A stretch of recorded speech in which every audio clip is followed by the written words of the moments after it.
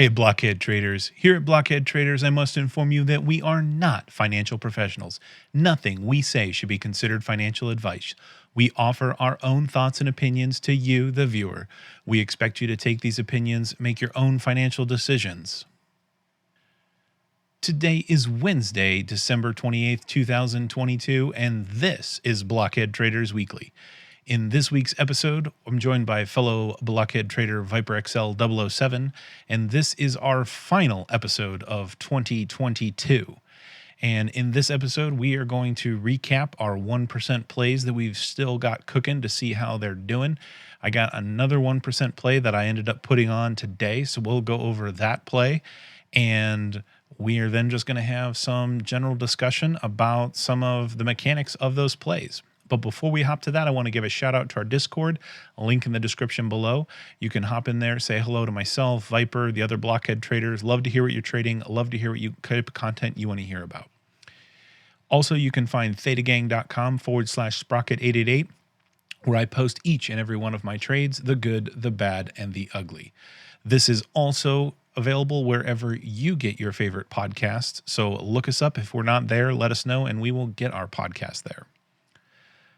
Viper, let's hop to the content this week, and we are going to talk about the 1% trades and how they stand. However, before we just hop there, it's, kind of a non-exciting end to the year, and it has been quite a miserable year, honestly. I have performed horribly in my portfolio. I haven't run my final last numbers, but I feel like I might be red for the year. So we'll have to see. I guess I'll call it a learning year, but it just was not a fun year. And I want to recap some of the stuff and some of the reflections, but I don't have all that stuff prepared, so we're not going to go over it today. How are you feeling here as we kind of come to the end of 2022? I mean, how did we think it was going to end any differently? I mean, the month of December there, the hopium was alive and well of, we'll just ignore the past is not indicative of performance of the future. And all of a sudden we're going to get this big Santa rally and everything's going to end peachy clean and we're going to be happy. And at least it was fairly a nothing burger. I mean, there were some pretty red days there in the final days and weeks here of the year, but at least by comparison to the rest of the year, at least it was a little bit more of a whimper. I'm excited for 2023 to completely shake it up, something new. Yeah, for sure. Volume's kind of thin this week, and it's just nothing really exciting to look for here in the balance of it. There's so many unanswered questions coming in January, and so I'm just going to take this time to kind of chalk up all of my trading reflections, go back on my journal entries, just kind of collect myself before we enter into 23 and what exciting things it would be. Statistically, there are very, very, very, very few occurrences where you have a massive down year followed by another massive down year. So I guess if I could sprinkle in a little bit of optimism, there's that. Yeah, I'm gonna piggyback on that really quick and just say, as a matter of fact, for 1 year from now, doing a reflection of like what 23 ended up doing. I have that optimism that, this year was the year of quantitative tightening, and I do not expect 23 to be all rosy for a while. But in the spirit of learning, as we do on this channel, and not being an economics major or professional at all, I have learned a lot more of the ebbs and flows and the way that all cranking these knobs, has to propagate through the system. And so I am expectant of the pain of continuance for at least half of the year. But then I think what we wanted to happen this holiday season is far more likely next holiday season once all of the effects have fully rippled through the system. So that's my statement to reflect upon in a year's time and see if I finally got a call right in 2022. And speaking of our calls, let's take a look here at our running tally on our 1% trades. So we've been hitting them at least one since we introduced the concept to you. Take a look. We still got Coles open. That thing is just not looking good these days. Still got two more weeks, I think, left in this one, and we're holding on there to the bitter end. But we're down $74, 238%. That was one of my picks, not panning out so well. My micro futures contract on oil down there, which we opened up on 12/14. That is starting to make a slight comeback, but theta is really kind of working against us. Remember, we purchased those options. So time is not our friend here. So we're down $37 or 77% on that trade. The one we talked about last week, which was our $19 scratcher on Citi, that one is up 5.25%. Albeit that was a $19 play, so we're only up $1. But hey, positive is positive. And then the trade we're going to talk a little bit about today is one that I put on when searching for various trades since last episode, and it is on Coin, which is the ticker for Coinbase. And it is probably one of the more complex option trades you could put on. It's called an iron condor, and we'll talk about that. But I put that one on today, actually. It's up $1.50 so far, or 3.57%. So that's where we stand so far on those trades. Yeah, and I would just call out, obviously, we see a little bit of a lopsidedness there. I got one play in there from the beginning of the month, but that is fixing to change as we get into the new year. I got to be completely honest, as we talk about emotions of trading and things like that. Like I just running a race at the end, coming into holiday break. I was just exhausted from just constantly being beaten down, and then realizing that that's not a mentality to really be trading too much with, because then you're just going to chase profits, chase the money, make mistakes. So I'm kind of doing a little bit of a mental reset this holiday break while I'm away from work and all that good stuff, and just unplugging, getting reset, and then I'll be back on the 1% plays going into the new year with a full tally of them. I am still dripping into my account, as we previously said. So, that's the reality of the whole challenge, is just to have that faucet going, not feeling the pressure to move it, trade it, just let it accumulate and do something with it. So excited to start doing that more regularly here. I guess probably next week, because technically that's the new year. Yeah, just got a couple days. I think they got 2 more trading days left. Of course, by the time this airs, those trading days will have passed, and we will be in the new year. So let's take a look at this iron condor trade. And I'm going to pull up a different chart to show you this more visually. An iron condor is basically a two-sided option trade. And so a lot of times when you're playing different theses, you're either thinking the stock's going to go up, you think it's going to go down. A iron condor is a type of trade where you say, this thing isn't really going to go anywhere, not massively up, not massively down. The probability of winning with one of these is much lower than with a one-sided option play, and that's because you're basically playing two sides of the price action, and you're saying you're going to stay in between these two bounds. And I'll talk into some of the mechanics as to why I picked the iron condor in this when we pull up the P&L chart or the profit and loss chart. But effectively, what an iron condor is it is a defined risk trade, okay? So when people talk about options, there's undefined risk and there's defined risk. And kind of similar to the other verticals that we have sold and bought in the past as 1% trades, this is selling a vertical. It's actually selling two verticals. You're going to sell an option vertical on the put side, and you're going to sell an option vertical on the call side. And what that does is it basically boxes you into a range. So for this particular trade, I sold the 28 put and I sold the 40 call. Now, If I'd have done just those two things and I didn't buy any options, that would be what's known as a strangle, and that is undefined risk, where basically you can have an unlimited loss potential. And so to keep this a 1% trade and to keep it under that $100 threshold that we're looking at, I have to buy protection legs. And so that is on the put side, I bought a protection leg at $27. And on the call side, I bought a protection leg at $41. And so all of those things together, I netted $42 in credit that I collected. And because the distance between those strikes is $1, the max loss that this trade can sustain is $100. Now that's offset by the $42 that I collected. Therefore, my max loss on the whole trade is $58. So worst case scenario, I'm out $58. Best case scenario, I gain $42. All of this is by risking by putting $100 on the line. And I'm going to pull up the chart on what this kind of looks like before we get to the P&L so I can kind of talk about some of the thinking that I had going into this trade. But generally, coin is in a downtrend, a pretty severe downtrend, actually. Coin is the ticker for Coinbase, and you've heard us talk about FTX.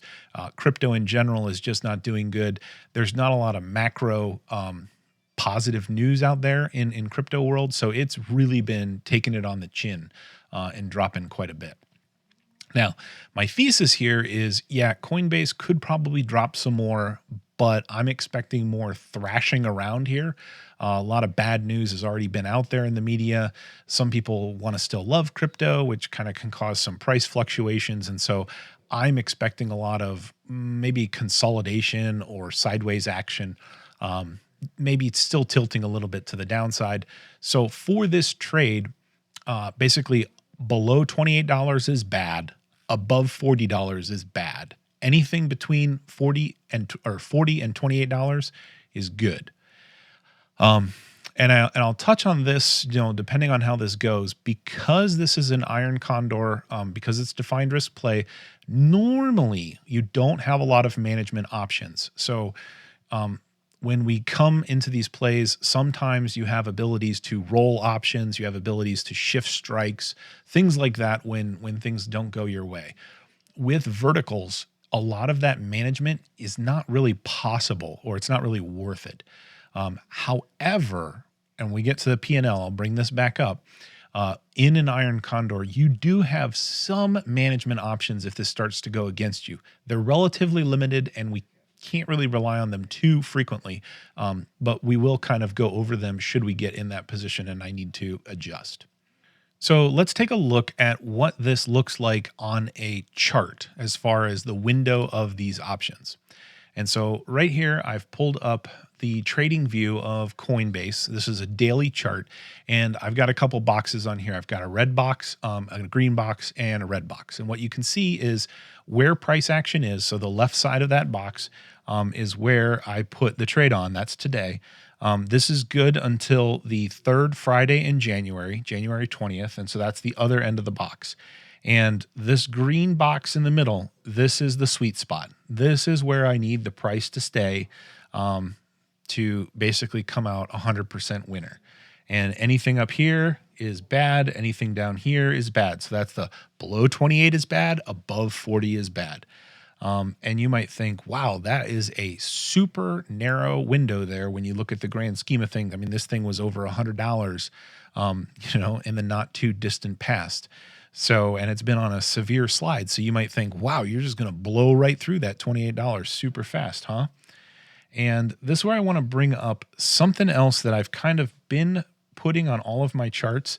And that's kind of the little trend that's going with this. And so let me go ahead and mark the channel that I wrote in here. And so I basically took that price action off of the top there and kind of plotted out this channel of price. And if you'll notice, that green box covers a large percentage of the area of that channel below that center point, which is where a lot of that price action has been hanging out in coin. And so, could we fall through the bottom there? Absolutely. My thesis is if we start dropping, we will catch a couple of days of maybe some rallies kind of pushing back up. But my thesis here is that I have a decent probability of hanging out inside that green box for that time period that I have pulled up there. So Viper, I'll stop here before we get into the P&L chart, just to see if you have any thoughts on the price action of coin or anything about this entry or questions like that. Not really, but I mean it. There's a couple, I don't know, things to note. Obviously, like you said, the chart is just down, down, down. I mean, look, I'm just going back historically. November, yeah, early November of 2021. By the way, was the last time we had any meaningfully up swing to it, and it's just been down ever since. There has been no critical gains ever since. However, as doom and gloom as that sounds, like you said, it's interesting more recently. So I mean, if we look, historically, that volatility of the crash was extremely profound, basically all the way through summer of 2022 this year. We did get a small bump up, but that bump up didn't really, in the price action scheme of things, didn't really gain anything important.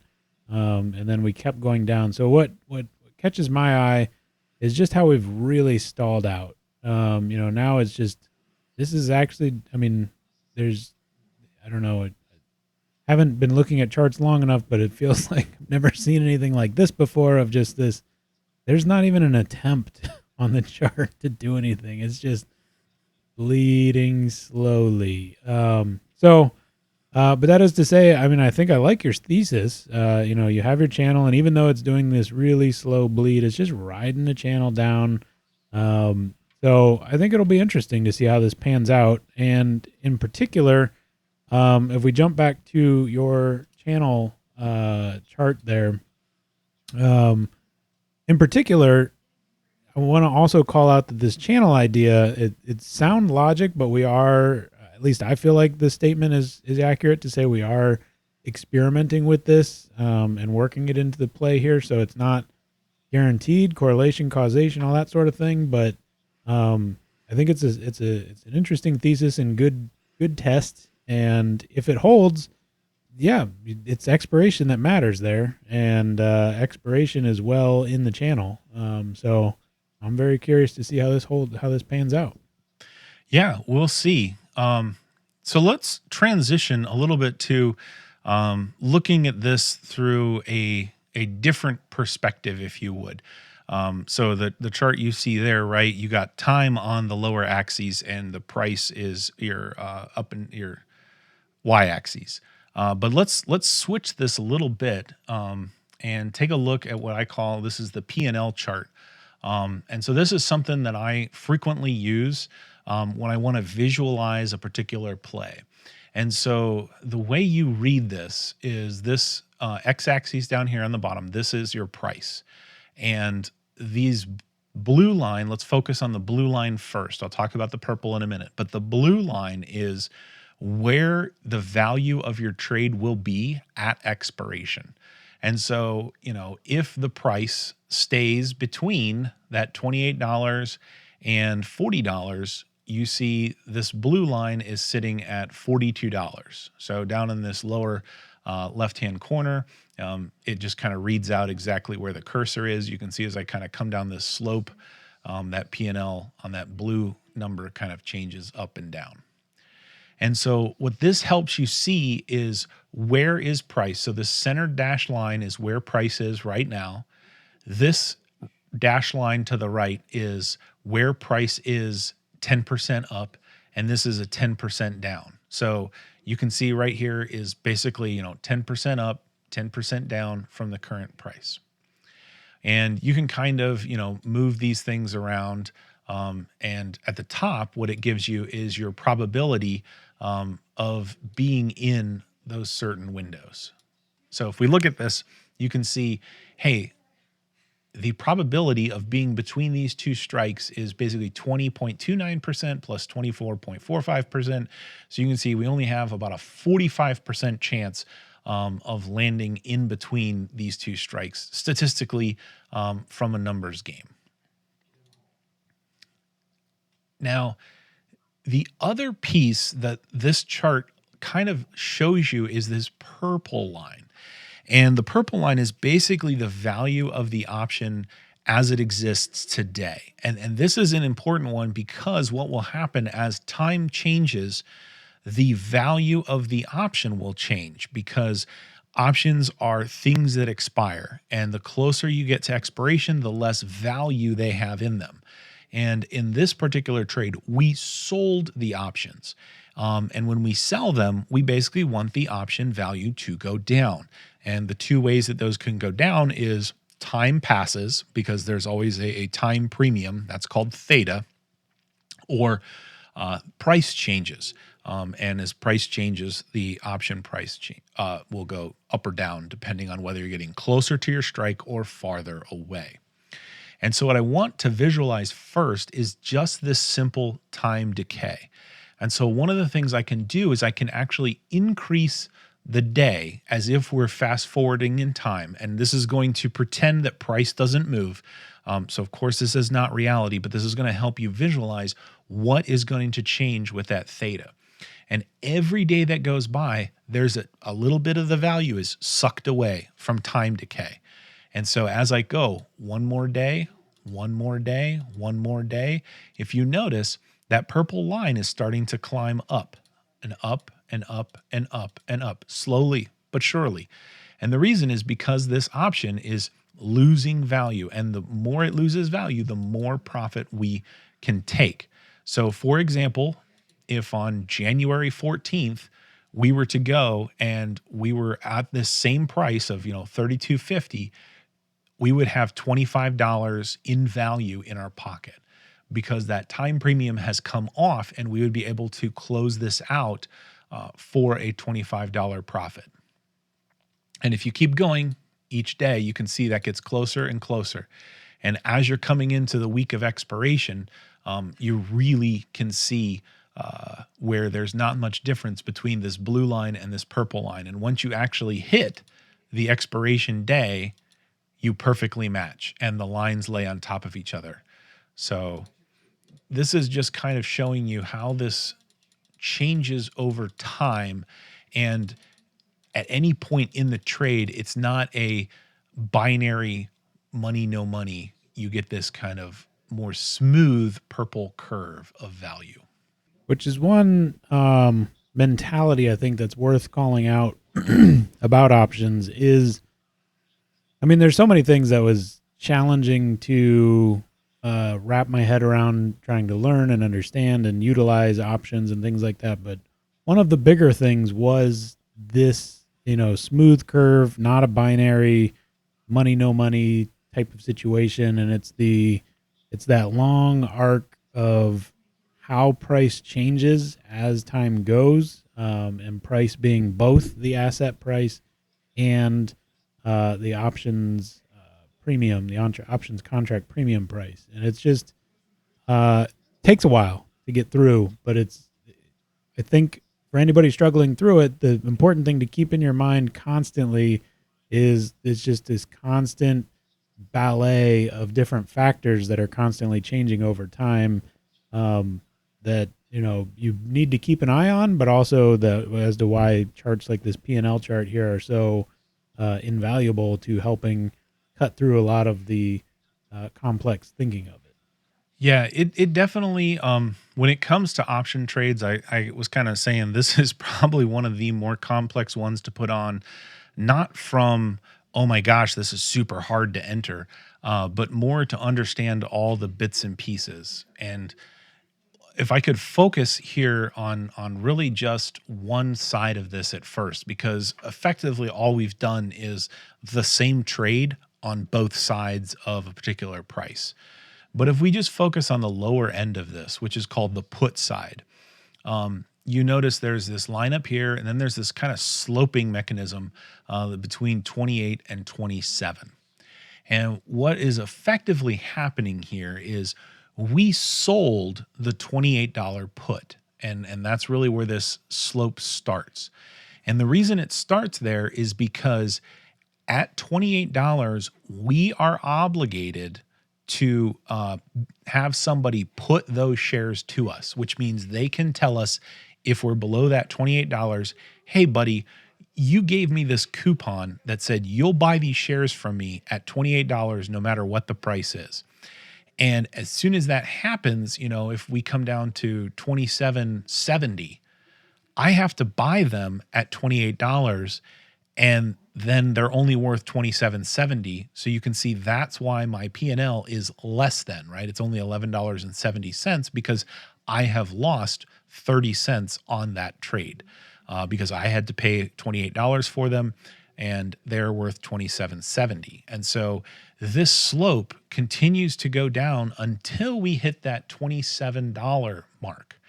And this is where I mentioned buying protection or basically putting a vertical on it. And so what happens here is when I put this trade on, I also then went and bought an option at $27. And what that is that same guy that wants to put shares to me at $28 to protect myself, I went and bought the same coupon at $27. So it says, hey, if we get to $27 or lower, I'm allowed to use this coupon and put these shares to somebody else for $27. So if this thing, let's say the price of coin goes down to $25, okay, here's what would happen. I have to buy the shares at 28. Okay. Now, normally that would be, a $3 a share loss or $300 loss. However, I bought an option at 27 that says, oh, whoa. I can go ahead and sell these shares at $27 to whatever guy sold me that coupon. So the distance from 27 to 25, I don't care about. I only lost money from 28 to 27. And this is that kind of protection or that insurance for myself.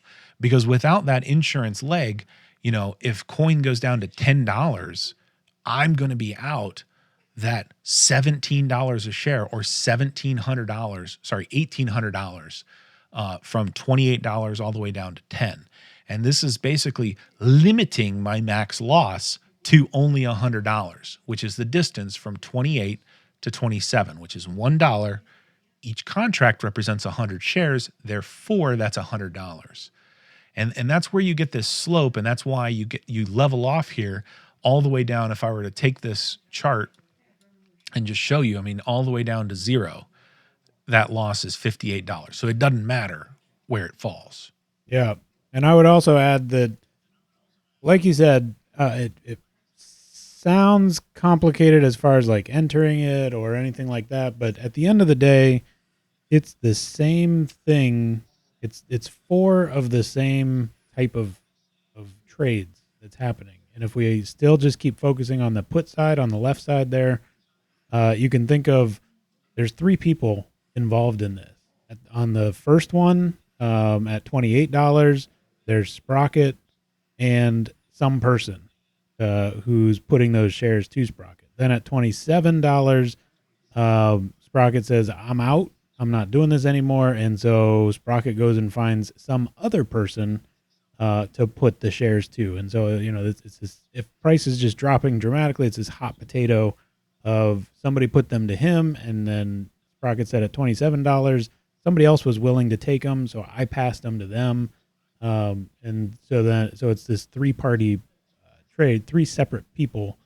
Yeah, and I think one of the difficult things, or at least scary things, when you first trade options, and Viper, maybe you experienced this the first time you went into one of these, is you think as soon as price goes down here to 26, you're like, oh my gosh, I'm screwed. I got stuck with the shares, or I got to pull this. And what I think you'll find out is, nobody's going to do anything with their options at that point. You really only run into any sort of assignment risk or things like that as you get closer to expiration. I remember, the first time people kind of do this, they're like, oh no, I'm in the money. Oh, it's over, it's over. And I'm like, no, no, no, no, no. Just hang on, because you still have your coupons, you still have everything. See how it plays out, because price can kind of come back, and it's not like a limit order where it executes when you get down below that. Yeah. Yeah, no, that's definitely part of the emotions and mentality that I had to work through. Probably, I mean, it's been a while since I've done some options, so I'm absolutely sure they're still there. Those emotions are still there if I get back into it. And it's a psychological thing of, you open up Think or Swim, you open up your brokerage and you look at your active P&L, and it's just gonna give you the facts of where everything's at. And it's gonna look bad, but like you said, it's not like that's part of the battle you have to fight internally. It's not that that bad, if you're far enough away from expiration, and you just got to wait it out. I think that's the keying into that hardest part I referred to is the wait it out. You log in, you see that red, and in your instincts from spot trading just wants to bail, be like, cut the loser loose. But that's just not how these trades generally work. I guess some of them could, but generally it just doesn't work like that. So the other piece that I'll just briefly mention here, although I won't go into explaining it too much, because we'll see if we actually run into this case. But right now, price is at 32.50. If price were to climb and climb and climb, and we start getting up here at 39.50, what will happen is, as the closer we get to the call side, the less value will be in the put side, because as you're moving farther away from your strike, value is going to be going down, down, down, down, down. And because we sold this vertical here on the left, the put side, if we get far enough away, there's almost no value left in this leg of the option. And we can actually close it and book our profit. Or if we're really worried about the strike up here, we can take this vertical and we can slide it up closer to the call side and collect more premium and kind of lower the amount of money we have at risk. You can't do it too often because it just doesn't move that much for it, but that is one of the potential management cases. On the other side, if we come crashing down here to the bottom, we can bring this call side and slide it in. And as we do that, we can always do that for a credit, because the value of the one that's far away from the money is much lower. So we can close it out for pennies, and then we sell one that's closer, which has more value, collecting more premium. And that is the one thing when you have a condor like this, and it's called a condor because it kind of looks like a bird with wings. When I really zoomed out, right, you see these wings that kind of go out forever. And that is one option for management. It's about the only option for management when you have these defined risks of the call side and the put side verticals. So Viper, that is the 1% play here on coin. We'll see how it pans out. The thesis here is we're going to stay in between these strikes and that rising purple line as we come across here. That's what we're waiting for. As soon as that purple line gets high enough, which basically means I can close this out for 50% profit. So as soon as I can buy this thing back, for $20, I collected, 42, I think is what I said on it. Then I'll go ahead and close it out and we'll have another winner in the books. But I'd like to kind of maybe just talk a little bit more conceptually about options, because they're pretty scary, I guess, because people hear lots of bad things about options.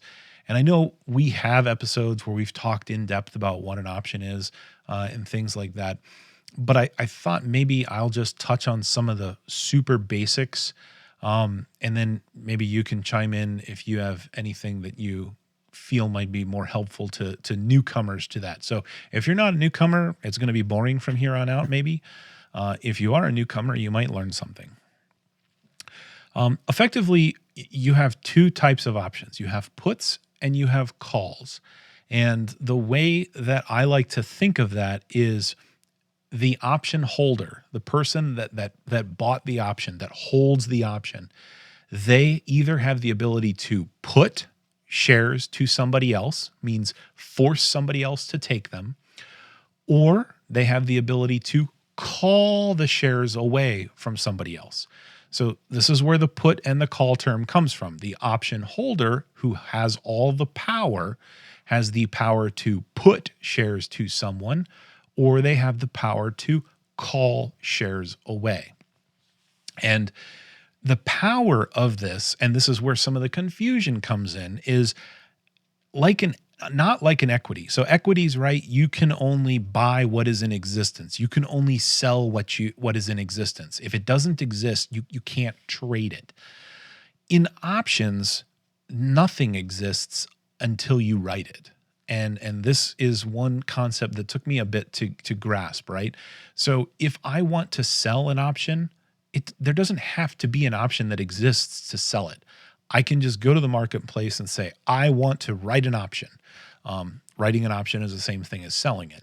And then boom, this option is created as long as there's a buyer to take the other side. Conversely, if you wanted to go buy an option, you go into the marketplace and you say, hey, I want somebody to write me an option. And if you find one, then poof, an option will be created for that. And the power of this and the confusion is you got puts and calls, two different mechanisms, but then you can be a buyer or a writer of each of those puts and calls. So puts, you could be a put writer or you could be a put buyer. Call, you could be a call writer or a call buyer. And you take those building blocks to construct whether or not you want to play bullish or bearish on a trade. And that's kind of where I think people might get a little taken aback. It's not like walking into McDonald's and saying, I want a burger. What burger do you want, sir? It's more of, I want, it's, you can build whatever it is that you want. And yet that kind of more, I'll have this, and this. I don't think I've ever really explained it like that on the show here. Yeah. I mean, you definitely have not put it like that before, because as you said it, like, I mean, it clicked, at least for me, as far as another way to think it, the literal using the words put and call, and even tying into what I referenced before in the three-party play there about how, it's this bag of 100 shares that somebody put to you, and then you went out completely separately from that person. You went out and found another person who was willing to let you put those shares to them. And so then just picturing this bag of 100 shares moving around, I think that definitely helped. I'm going to try to go a little more abstract, and this could just hit the cutting room floor because it might not work out. But I don't think it's that bad. But kind of like you touched on, at the core of this whole thing is somebody selling a piece of paper and somebody buying that piece of paper, and the terms of that paper are away from the current price, whether it's up or down. And everything, because I mean, one thing that was super confusing when I started getting into options was you hear all of these strategies and terms. You hear covered call, married to put, bull call spread, bear put spread, iron condor, I think iron butterfly, like all of these things that it sounds like, what in the world is this? This is the most complicated thing in the world. But it's really not. It's just using those same mechanics. The reason that there are so many of them is because, like you said, this is trading something that doesn't exist. And so therefore you can do all sorts of manipulation of, if I combine this with that and add this, that, and then hold some shares, like all this sort of thing. And you can really get super technical with it, but it's not required. So what I wanted to do is just attempt an analogy of just the core buy and sell, and then the projection of just the assumption that then you can then use those core mechanics to manipulate, more things. And so I think video game consoles is something that we're all very familiar with. That let's go back in time to the launch of the newest Xbox Series X and the PS5. There was at least, I don't know, maybe a 5, 6, 7 month window where those things were not going to, going at MSRP retail value. They were being sold and bought at all sorts of different fluctuating values. So the analogy I wanted to try to draw was a contract or an options contract is, let's picture you have two options in the complete bull rush of a new console release. You could just go buy and sell an individual console if you wanted to. And that's obviously equatable to shares, but there's also maybe a market where somebody could they know a shipment of crates is coming, and somebody will, give you a piece of paper, and you can sell that piece of paper. So if we talk on the sell side, you can sell that piece of paper for 100 consoles. There's a whole shipment coming, and I think that the fluctuation in price, a retail price of a PS5 is like $500. They're trading on the open market they were at $750. Now they're down to like $650, or even like $550. So it's coming down on the black market. So I'm gonna say, hey, I think that the price of those PS5s is not going to go much lower than $550. The holidays are coming up, and so I think that it's gonna shoot back up or stay about $550 because supply chain issues and all that kind of stuff. So I'm gonna go ahead and write on that piece of paper that this crate of 100 PlayStations, I will allow somebody to, put that crate to me at $525. And so if that black market price keeps falling below $525, then I get that crate put to me. But if the price stays the same or if it goes up, I just sold that piece of paper and it has an expiration date on it of Christmas Day. And now Christmas Day comes and price is $575 or something like that. So I was able to pocket that.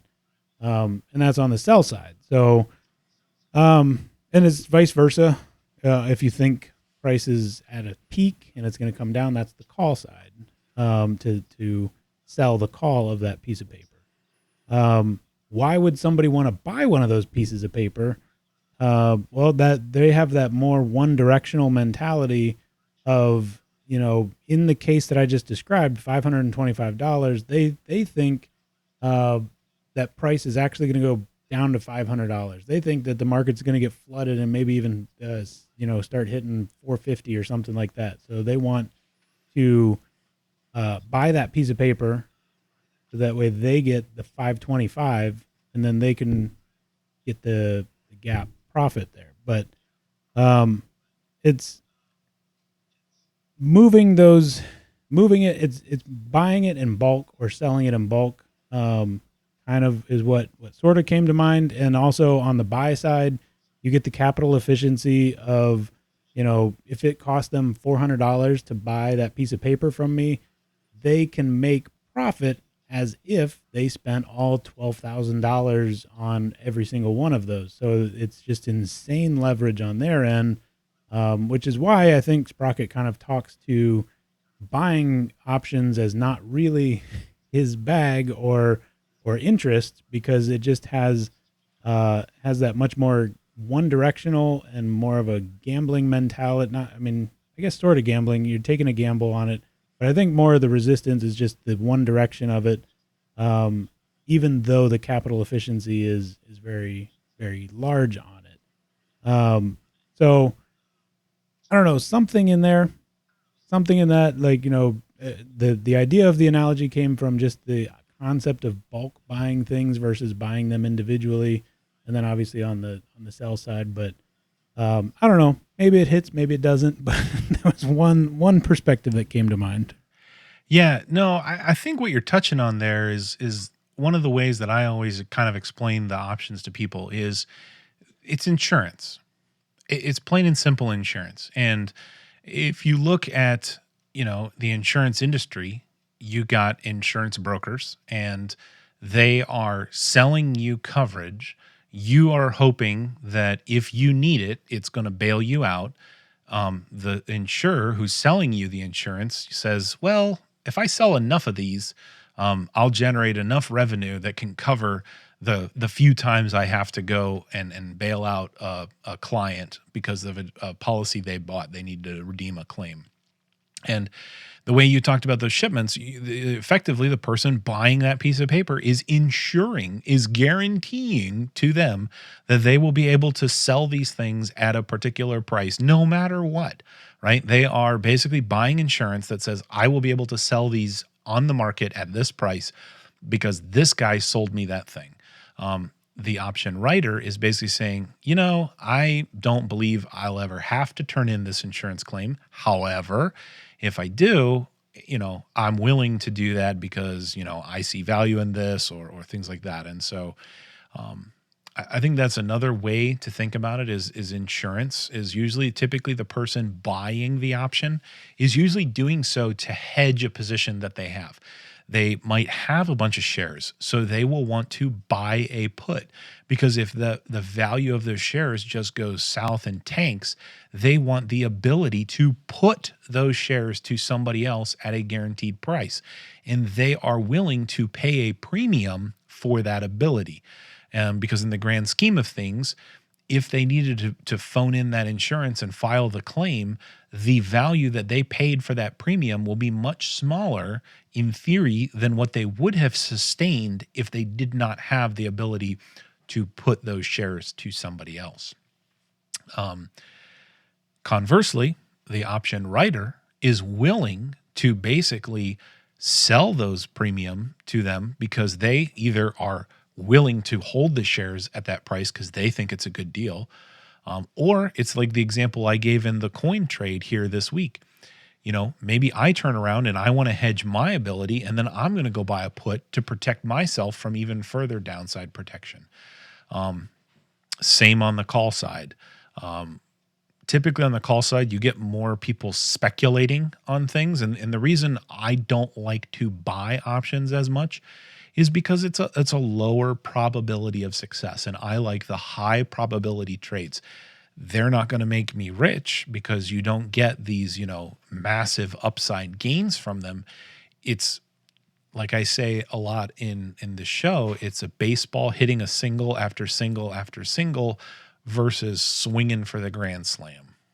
Go into that paper trading account while you're dripping funds into your brokerage account and just put a couple of these on. Pick an underlying you like. Put a trade on there in your paper trading account. See what happens. See how it changes. See what goes on each day. Put one on that's 2 weeks out. Put one on that's a month out. Put one on that's 3 months out. Just observe how the price moves, the price change. A lot of times I say the best way to learn something is just start doing it. That's just the type of learner that I am. I need things tangible. It just helps really sink in to me. Yep. And the benefit, as we always talk about the paper trade, and when there's not real money on the line, emotions aren't there. But that's like, go back to what we just said about options, that it's very technical and there's all these different things and levers that change. And so it's not even about emotions per se. Those are still going to be there. You still need to do all that, but learning the mechanics of it, that's the options are one place that paper trading account can really shine, because you just want to study it and see how the price changes over time, and lock it in the back of your head. There's still an emotional lesson that needs to be learned, but the paper trading account really helps with those fundamental mechanics. So that brings us to the end of this week's episode. Another 1% trade on coin, recap on a couple other 1%, and a little bit more of a deep dive into some of the, terminology of the options world.